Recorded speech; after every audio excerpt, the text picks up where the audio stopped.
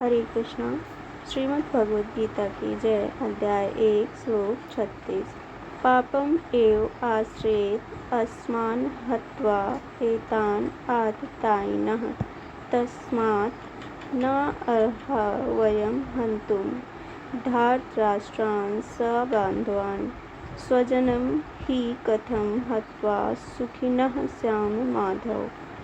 अर्थात यदि हम ऐसे आतताइयों का वध करते हैं तो हम पर पाप चढ़ेगा।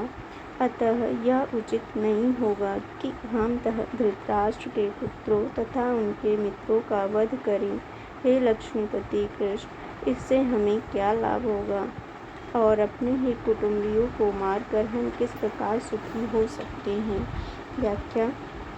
वैदिक आदेशानुसार आतताई 6 प्रकार के होते हैं। विष देने वाला, घर में अग्नि लगाने वाला, घातक हथियार से आक्रमण करने वाला, धन लूटने वाला, दूसरे की भूमि हड़पने वाला तथा पराई स्त्री का अपहरण करने वाला। ऐसे आतताइयों का तुरंत वध कर देना चाहिए, क्योंकि इनके वध से कोई पाप नहीं लगता। आतताइयों का इस तरह वध करना किसी सामान्य व्यक्ति को शोभा दे सकता है, किंतु अर्जुन कोई सामान्य व्यक्ति नहीं, वह स्वभाव से साधु है। अतः वह उनके साथ साधुवत व्यवहार करना चाहता था, किंतु इस प्रकार का व्यवहार क्षत्रिय के लिए उपयुक्त नहीं। यद्यपि राज के प्रशासन के लिए उत्तरदायी व्यक्ति को साधी प्रकृति का होना चाहिए, किंतु उसे कायर नहीं होना चाहिए। उदाहरण के लिए भगवान श्री राम इतने साधु थे कि आज भी लोग राम राज्य में रहना चाहते हैं, किंतु उन्होंने कभी कायरता का प्रदर्शन नहीं किया।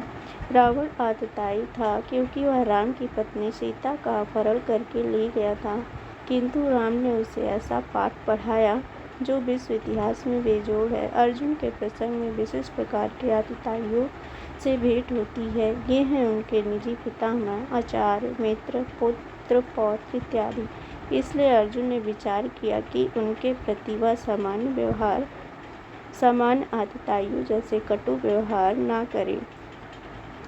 इसके अतिरिक्त साधु पुरुषों को तो क्षमा करने की सलाह दी जाती है। साधु पुरुषों के लिए ऐसे आदेश किसी राजनीतिक आपातकाल से अधिक महत्व रखते हैं। इसलिए अर्जुन ने विचार किया कि राजनीतिक कारणों से स्वजनों का वध करने की अपेक्षा धर्म तथा सदाचार की दृष्टि से उन्हें क्षमा कर देना श्रेयस्कर होगा।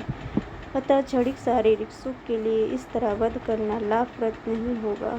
अंततः जब सारा राज तथा उससे प्राप्त सुख स्थायी नहीं है, तो फिर अपने स्वजनों को मारकर वह अपने भी जीवन तथा शाश्वत मुक्ति को संकट में क्यों डाले।